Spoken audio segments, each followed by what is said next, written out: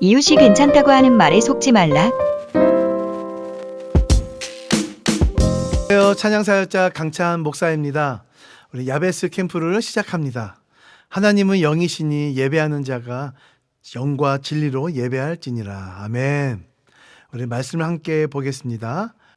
룻기 1장 8절부터 17절 말씀입니다.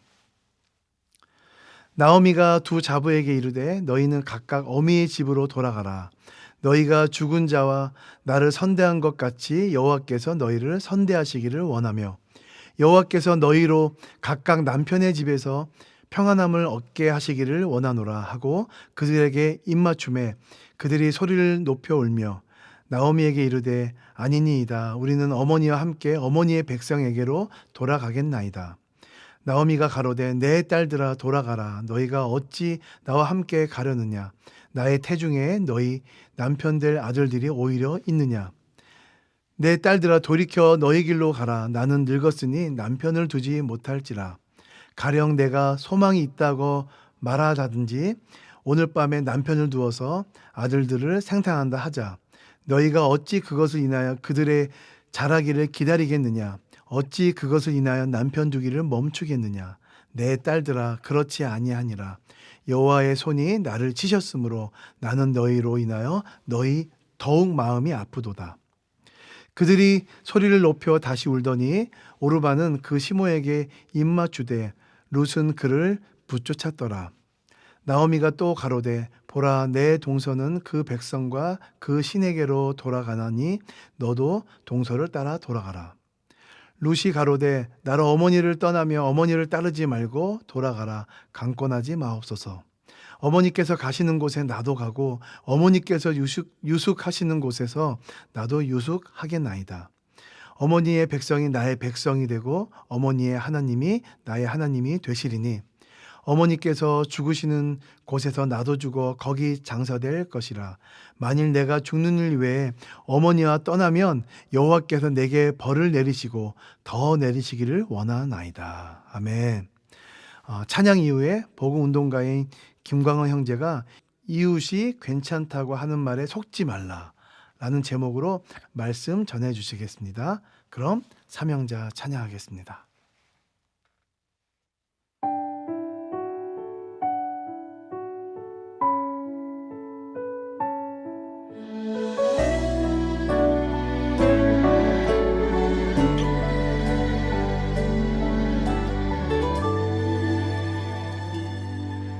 주님 말씀 따라 나는 걸어가네. 주께서 가신 그 길을 믿음의 눈 들어 주를 바라보며 주님께 내 삶 드리네. 그리스도 그 거룩한 이름 생명 다해 그 길을 걸으리. 예수 예수 예수 그 사랑 없으면 나는 무엇도 아니요. 십자가의 거룩한 피로 살리 오직 예수. 아멘. 믿음의 눈 들어 주를 바라보며 주님께 내 삶 드리네.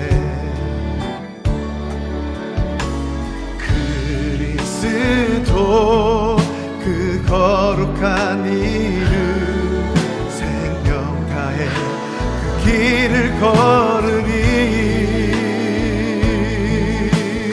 예수님 예수 예수 예수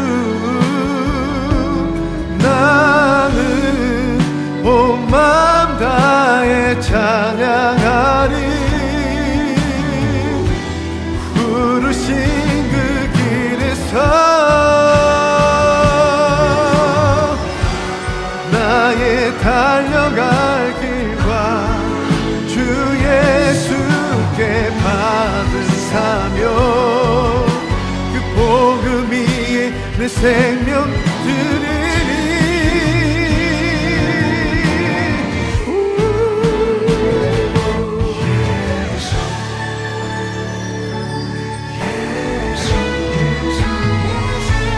예수 날 구원하신 주, 나는 온 마음 다해 찬양하리. 부르신 그 길에서 나는 주 예수만 따라가리. 부르신 그 길에서, 부르신 그 길에서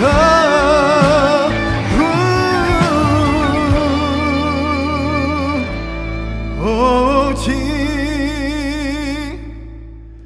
예수.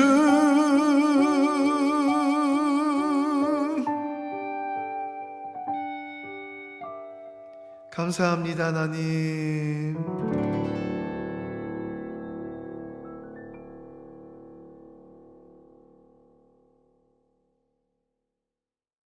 말씀 전하기 전에 기도하겠습니다. 고맙고 감사하신 하나님 아버지, 하나님께서 하시고 싶은 말씀이 있으셔서 부족한 저에게 그 말씀을 주신 은혜를 감사합니다. 오늘 주신 말씀이 함께하는 주의 백성들에게 조명의 은혜를 주셔서 깨닫게 해주십시오. 인간의 생각과 이성으로 전하게 하지 마시고, 만일 전했으면 십자가 뒤에 감추시고 오직 하나님의 뜻만 나타내게 해주십시오. 성령님과 함께 해주시길 믿사오며 거룩하신 예수님의 이름으로 기도합니다. 아멘.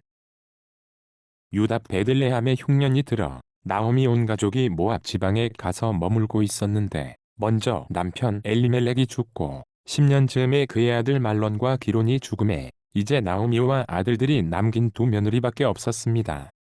한참 둘이 아웅다웅 재미있게 살아갔을 나이인데 두 며느리한테 자기를 떠나가라고 말을 했습니다. 나오미가 이르되 너희는 각각 어미의 집으로 돌아가라. 너희가 죽은 자와 나를 선대한 것 같이 여호와께서 너희를 선대하시기를 원하며 여호와께서 너희로 각각 남편의 집에서 평안함을 얻게 하시기를 원하노라고 두 며느리들에게 입 맞추고 안고 울었습니다. 여기서 어미의 집이라는 표현은 부모의 집이 아니라 진짜 어머니의 집이 있고 아버지의 집이 따로 있습니다. 히브리 사회에서 부의 권위를 절대적으로 순응해야 되는 그 시대에 어머의 집이라고 말한 건 여자로서 수치심이 상한 말이었습니다. 그러자 나오미에게 아니니이다. 우리는 어머니와 함께 어머니의 백성에게로 돌아가겠나이다고 말을 했습니다. 그래도 나오미는 나한테서 있는 것이 신세를 망칠 것 같아서 다시 한번 강하게 말을 했습니다. 내 딸들아 돌아가라. 너희가 어찌 나와 함께 가려느냐. 나의 태중에 너희 남편들 아들들이 오히려 있느냐. 내 딸들아 돌이켜 너희 길로 가라. 나는 늙었으니 남편을 두지 못할지라. 가령 내가 소망이 있다고 말한다든지 오늘 밤에 남편을 두어서 아들들을 생산한다 하자. 너희가 어찌 그것을 인하여 그들의 자라기를 기다리겠느냐. 어찌 그것을 인하여 남편 두기를 멈추겠느냐. 내 딸들아 그렇지 아니하니라. 여호와의 손이 나를 치셨으므로 나는 너희로 인하여 더욱 마음이 아프도다. 나오미의 말을 듣고서 두 며느리들 중 오르바는 나오미 곁을 떠났고 룻은 남아 나오미를 쫓아갔습니다. 나오미가 룻에게 왜 자기를 쫓아오냐? 내 동서처럼 신들에게 돌아가라고 떼어내려고 말을 했더니 룻은 나로 하여금 어머니를 떠나며 어머니를 따르지 말고 돌아가라는 강요하지 마세요. 어머니께서 가시는 곳에 나도 가고 어머니께서 거하시는 곳에서 나도 거하겠습니다.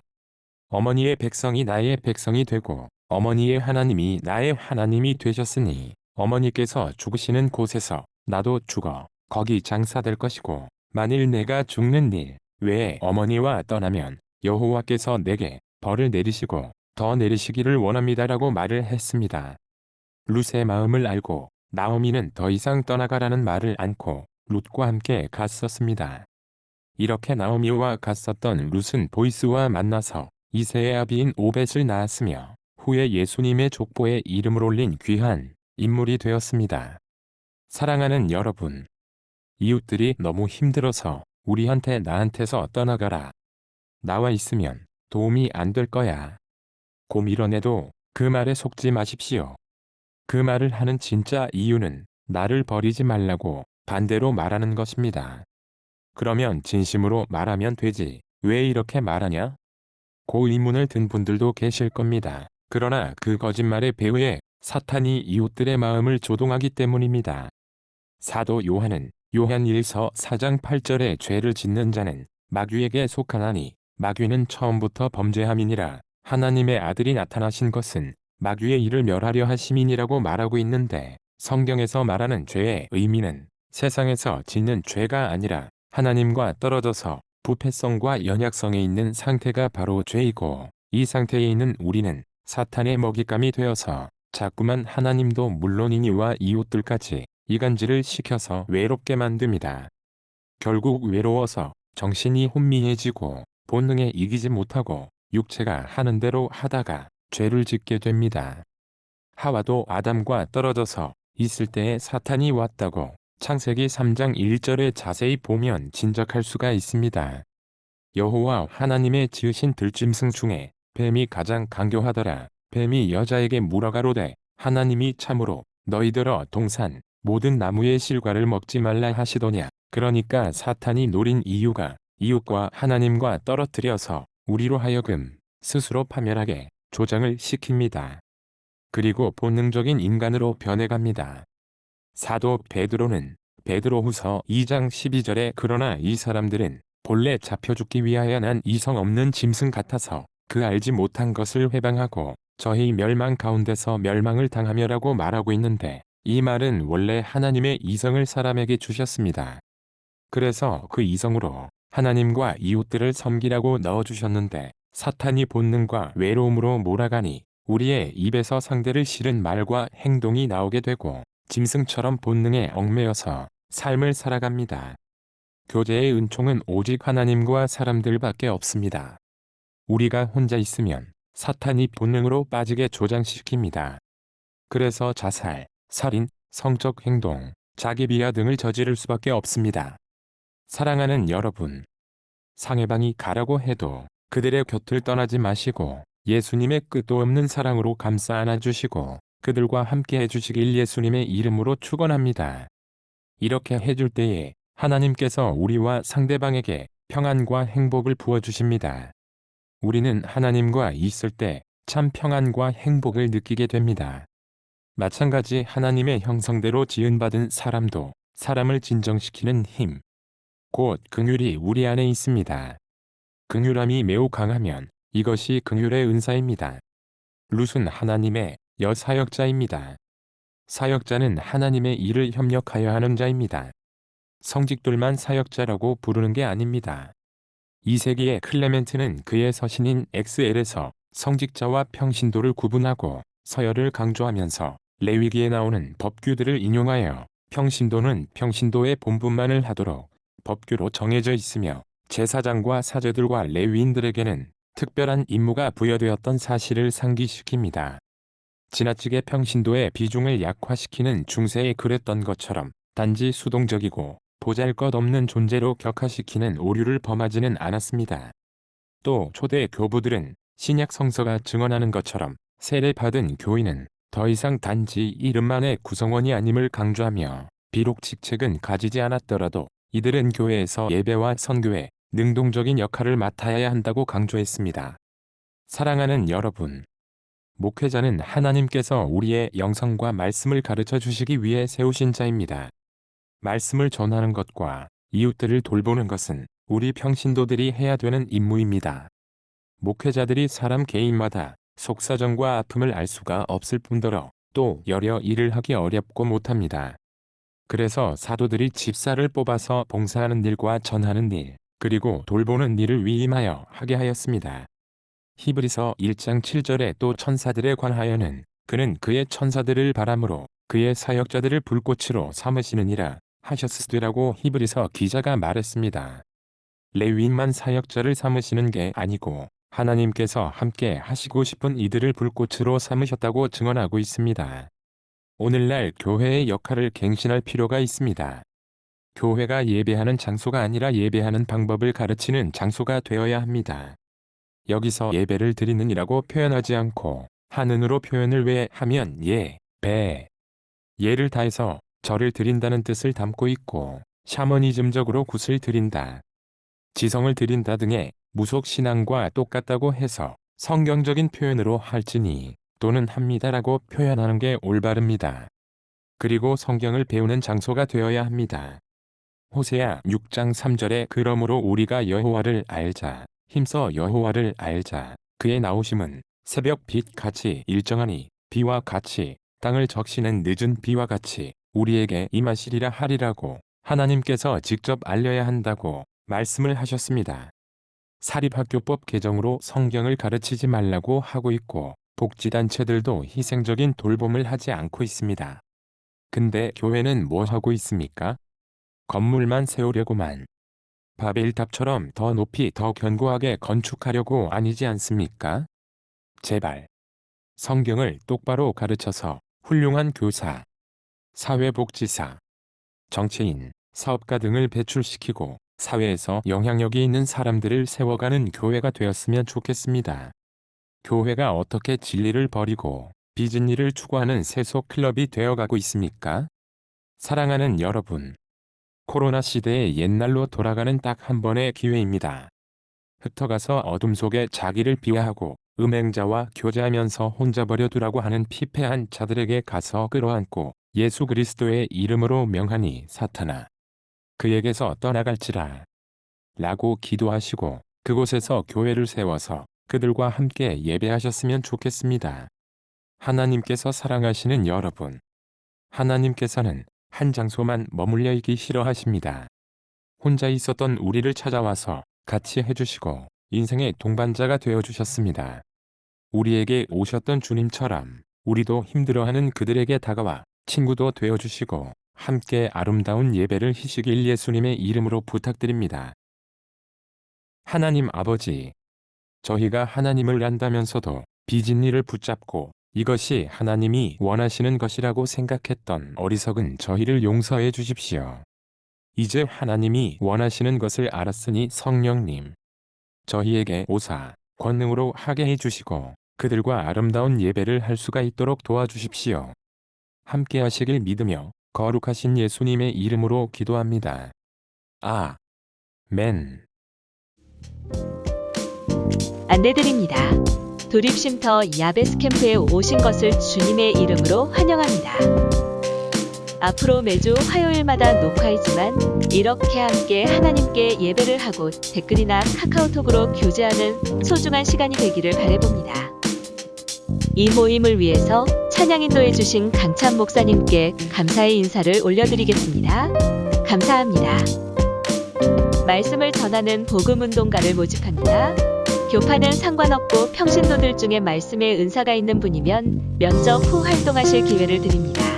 김광원 형제가 몸이 불편하여 이 모임에 말씀 사역자를 세우니 전통교회의 평신도나 신학을 하신 분이면 누구나 하실 수가 있습니다. 또한 찬양 인도하실 분도 모집하니 연락해 주시길 바랍니다. 이 모임이 계속되려면 마음에서 우러나오는 헌금이 꼭 필요합니다. 저희는 헌금이라고 부르지 않고 도립복지문 허후헌금이라고 부릅니다. 후원해주시면 기독문화 콘텐츠도 개발하고 오프라인에서 모임을 하는 자금으로 사용하게 됩니다. 후원금을 보내주시고 싶으면 QR코드를 스캔하거나 설명란에 가입하기 링크를 클릭하셔서 일시 후원 버튼을 눌러주세요. 만약 정기적으로 납부하길 원하시면 정회원 가입 버튼을 누르시고 도립복지문 허후헌금을 선택하셔서 납부해주시면 됩니다. 그럼 예수님이 가르쳐주신 기도로 마칩니다. 하늘에 계신 우리 아버지, 아버지의 이름을 거룩하게 하시며 아버지의 나라가 오게 하시며 아버지의 뜻이 하늘에서와 같이 땅에서도 이루어지게 하소서.